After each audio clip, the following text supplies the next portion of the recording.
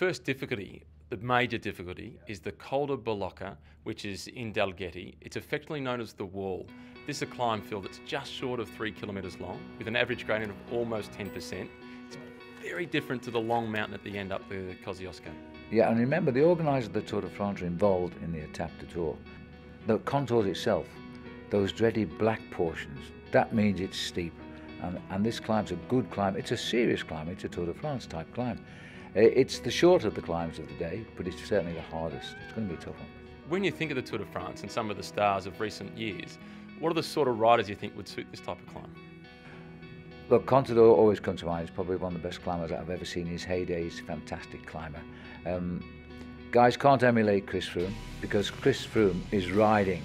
Okay, he's coming off his season, but he's a proud boy. He's going to show us how he climbs hills pretty quick with these guys all around him. They'll want to test themselves against the great boy. Let's just hope that the weather's kind to them because this is a real Tour de France mountain. There's some really tough pinches on there of more than 13%. And last year when Chris Froome was there, some people were going full gas as hard as they could, trying to do their best time, and Chris rode up alongside them, effectively in his physical first gear, and just started chatting.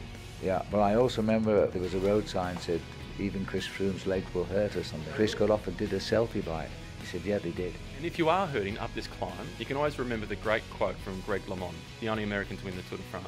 Cycling never gets easier, you just go faster, it's always hard. Yeah, and if you've dropped your mates and won the prize, well, hang on for your mates to catch up and cruise through the drink zone. It's on the right-hand side on the way down. Get yourself an energy drink.